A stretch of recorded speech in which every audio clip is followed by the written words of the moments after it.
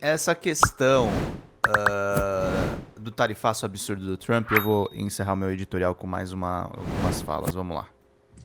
Minhas senhoras e meus caros, e o presidente dos Estados Unidos, Donald Trump, renovou a chamada emergência nacional contra o Brasil por mais um ano. A decisão foi tomada ontem, sai no diário oficial lá deles hoje, né, com base na chamada Lei de Poderes Econômicos de Emergência Internacional. Atenção, do ponto de vista tarifário, não há novas penalidades ao Brasil. Sim, mas não havia lá as tarifas nessa tal lei. Sim, essas tarifas foram derrubadas pela Suprema Corte.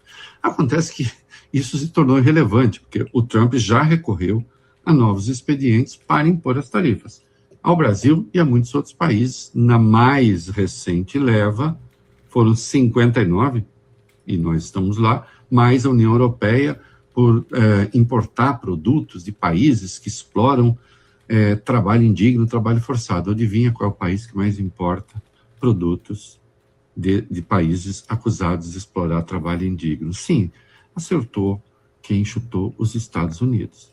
E daí? Né? Ele só quer ter um pretexto, ele não quer ter um motivo. Né? Todos, aliás, né, os motivos apontados para as tarifas no Brasil são pretextos, são motivos falsos. Né? E veja, ao reeditar essa lei, e aí sim, e aí é que está o problema, ele volta a fazer acusações ao Brasil, e são acusações graves. Né? Disse que há uma perseguição aqui, e acusa o governo, e aí também o Supremo, ao ex-presidente do Brasil, não cita Bolsonaro, mas obviamente está falando de Bolsonaro, seus familiares e seguidores, que há uma quebra, que está em curso uma quebra do Estado de Direito no Brasil, intimidação política, abuso dos direitos humanos. Esses são os Estados Unidos, que tem o ICE, que faz aquelas coisas lá, que persegue estudantes, que persegue professores, que persegue universidades. E aí sim, isso aqui é bastante sério, porque evidencia, estamos na mira. Né? Há a determinação de interferir no processo eleitoral brasileiro. E aí, então, a gente começa a entender o papel deste clown, deste palhaço, eu estou me referindo a Javier Milei, que veio à convenção do PL aqui em São Paulo. Fica escancarado que ele está atuando como um esbirro de Donald Trump. Está atuando como um instrumento de Donald Trump e, claro, evidentemente, da família Bolsonaro. Pra vocês terem uma ideia, desde que ele veio aqui, ele fez 15 postagens, ou dele, ou repostando coisas, contra o Brasil. Humilhei. E quem acompanhou aquele discurso enlouquecido, viu lá o Ocidente que estaria sendo perseguido pelos socialistas. Essa conversa, né, que a gente vê a extrema-direita ter aqui dentro, desenvolver aqui dentro. Né? Então, olha aqui, já não precisamos mais interpretar muita coisa. Está tudo claro. Há uma tentativa de interferência no processo eleitoral. Os eleitores são importantes nisso. Ou votam num presidente para o Brasil, ou votam num intendente que trabalhe para os Estados Unidos. É isso aí. É isso aí, meus queridos. É importante as pessoas entenderem uma coisa que é a seguinte. Bom dia, Jesus Cabelos. Bonito nome, né? Jesus Cabelos. O Congresso dos Estados Unidos derruba tarifas, mas Trump reedita a lei de sua defesa econômica no âmbito internacional. Daí parece interferindo na soberania de outras nações. Gente, a gente tá encarando um verdadeiro inferno, tá? E um inferno, inclusive, informacional. Porque a mídia hegemônica, com exceção do Reinaldo. O Reinaldo tem sido um cara...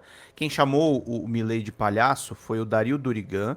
E o Reinaldo tem reforçado isso porque, de fato, com todo respeito aos profissionais, os profissionais clown, as pessoas que trabalham com circo, mas, de fato, o Milei é um idiota, né? O Milei é uma correia de transmissão de Donald Trump. O Milei é essa figura patética que o Reinaldo descreveu tão bem. Mas o fato é que é o seguinte, as ameaças internacionais passaram a dar o tom da extrema-direita. Eles tentam se infiltrar, gente. A configuração da extrema-direita hoje em dia, quando o nazismo e o fascismo ascendem no século XX, é em torno da temática do nacionalismo e da formação das nações que a gente tem até os dias de hoje. Em 2 guerras mundiais, a questão da territorialidade, a questão do domínio mundial, o começo da globalização, o começo da internet, o começo das relações que nós temos hoje em dia. E o fascismo hoje em dia ele se manifesta de outra forma, com a deteriorização das instituições e o nacionalismo via xenofobia. Através dos preconceitos com o imigrante que é uma realidade. A imigração hoje em dia, hoje você ser contra a extrema-direita é você defender a imigração. É você defender as populações mais pobres, é você defender um mundo sem guerras. E não adianta defender o complexo americano, o complexo militar americano, é defender, no final das contas, a extrema-direita. É, no final das contas, defender essas guerras por procuração. A guerra virou, gente, o livro Blackwater, do James Cahill, que é um livro que eu recomendo muito que vocês vejam. A guerra virou um negócio. A guerra virou um dos grandes negócios da economia americana. E uma economia que está decadente, um imperialismo que está decadente, um imperialismo que é ameaçado pelo poder da China, que nada mais é o poder da China do que relações comerciais muito mais fortalecidas. Quando você tem essa hegemonia ameaçada, não tem nada mais perigoso do que um animal que morde sendo acuado. Ele vai morder cada vez mais. Ele vai atacar cada vez mais. Ele vai enlouquecer cada vez mais. E é isso que tem acontecido com o imperialismo americano. Eleger o presidente Lula nesse contexto e fortalecer espaços como o nosso, a gente só tem R$2 até agora de contribuição, mas agradeço a todo mundo que sempre contribui. Ontem vocês foram muito generosos no Folha Notícias Manhã. Mas a gente segue precisando da ajuda de vocês, sobretudo das pessoas que ainda não contribuíram com o canal. Estamos com 32 minutos de live, 200 pessoas já nos acompanhando, uma audiência cada vez mais consolidada nesse horário, o que eu agradeço demais a presença de vocês. Mas é isso que nós temos que tocar, gente. É isso que nós temos que tocar. O Lucas Pereira mandou aqui: Estados Unidos hoje só vive de guerras. Eles não conseguem ficar sem provocar guerras pelo mundo. Sim, porque é um negócio. São guerras por procuração. Os Estados Unidos não precisam nem meter o bedelho. Eles têm um machado deles no Oriente Médio chamado Israel, chamado sionismo, provocando um genocídio na faixa de Gaza. Provocando crimes contra a humanidade, que nada mais são, diante dessa máquina de guerra, do que negócio. Nós estamos falando aqui de negócio. Nós estamos falando aqui de tornar esse universo cada vez mais rentável. Por isso que eles fazem isso. O Trump, o professor Leonardo Trevisan, inclusive, fala muito bem. O Trump é um cara que enriqueceu com essa economia de guerra. O Trump é um cara que enriqueceu com a economia de guerra. O Trump é um cara que encheu os burros de dinheiro. Por isso ele tá onde tá. Por isso ele faz o que faz. Por isso que ele tá seguindo fazendo isso, gente. Essa é a lógica que existe por trás do governo Trump. Essa é a lógica que existe por trás da extrema-direita, da forma como ela se configura hoje. Essa é a lógica, esse é o jogo.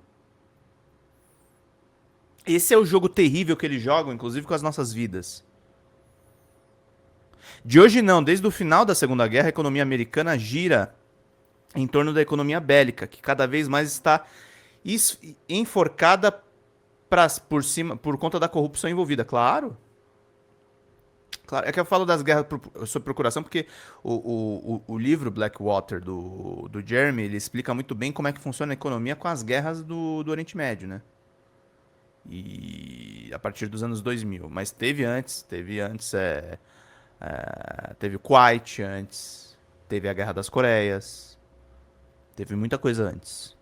E eles já estavam girando em torno do complexo militar, vendendo arma. Eles vendem arma, gente. Os Estados Unidos precisa de uma guerra para vender arma, para vender tecnologia. Como é que surge uma Palantir da vida? Por conta da tecnologia de reconhecimento facial, da inteligência artificial, que são usados no genocídio em Gaza. Ou vocês acham que eles não sabem que estão matando crianças? Que eles estão matando mulheres? Que eles estão massacrando civis? É claro que eles sabem. Eles sabem, quantificam, é um negócio perverso. É um ataque perverso aos direitos humanos. Mas a extrema-direita sempre pode cair, e ela cai, sobretudo, gente, com um bom trabalho de comunicação. Que é o que a gente busca fazer aqui. Que é o que a gente busca conversar com vocês aqui a respeito disso. Nós precisamos de 2 membros e de 198 de superchats. Hoje não vou pedir a mais. Hoje eu apenas vou agradecer a todos vocês que sempre nos ajudam aqui a manter tudo funcionando. Ontem Carla Mori caprichou nas contribuições, a gente agradece demais. Mas é isso, gente. Como é que a gente soluciona isso? Através de comunicação, através de pensar um outro mundo, através de pensar, de fato, uma ideologia anticapitalista, a gente pensar novas bases para o socialismo, a gente pensar na luta da diversidade, da luta antirracista, da luta antimachista. Isso tudo é muito, muito importante. Essas lutas, a convergência dessas lutas, elas são muito relevantes. Elas são muito relevantes. Então, meus queridos e queridas, qualquer contribuição, cliquem no cifrão aqui do lado direito ou embaixo, utiliza seu cartão de crédito ou cartão Google. Se você não quiser usar o cartão de crédito, tem o Pix aqui eternamente aqui em cima.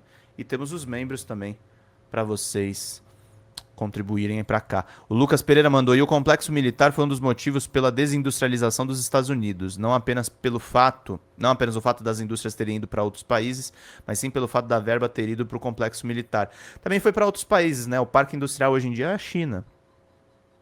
E por isso a China também se torna cada vez mais o principal bloco político, econômico e social do mundo. A gente está vivendo, na verdade, uma expressão que eu ouvi do meu amigo, o Pedro Costa Júnior, que é um excelente analista internacional, aliás. A gente está vivendo o século da Ásia. A gente está vivendo uma nova dominância, uma nova cultura. E que bom que a cultura muda, que bom que os tempos mudam. Que bom que a gente não vive mais apenas sobre o facão do imperialismo estadunidense. Que bom que a gente está vendo evoluções importantes. Que bom que nós temos outros veículos à disposição, e aqui a Folha TV é um veículo em que você vai estar informado de outros pontos de vista. Que bom que isso tudo está acontecendo.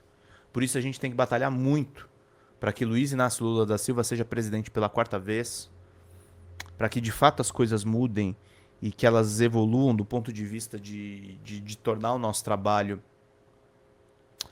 muito mais envolvente, muito mais necessário. A gente precisa disso. E a gente precisa da contribuição de vocês, gente, da presença de vocês. O modelo da Folha TV é um modelo de participação das pessoas. Quem manda R$20 ganha livro em PDF. Quem manda R$100 ganha curso de roteiro. Os membros ganham 2 outros cursos, que é o curso de jornalismo e o curso de lives. E em breve a gente vai ter também aulas a respeito da história da imprensa. Oi gente, eu sou a Sara Miranda do Folha TV. Eu tô aqui para agradecer sua presença no nosso canal e pedir para você continuar apoiando o nosso jornalismo progressista independente, que precisa muito da sua ajuda. A primeira coisa, se você não está inscrito no nosso canal, já faz isso agora e receba as notificações das nossas lives.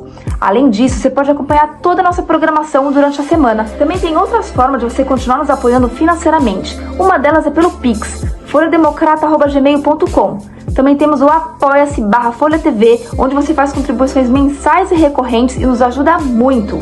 Além disso, você pode se tornar membro do nosso canal. Clica lá no YouTube em tornar-se membro, veja qual é o pacote que melhor cabe no seu bolso e fique mais pertinho da gente, inclusive em grupo de WhatsApp com toda a nossa equipe com quem você pode interagir. Apoiar um canal progressista também é uma forma de militância. Então fica aqui com a gente, apoia o Folha TV, eu te vejo nas próximas lives. Beijo, até mais!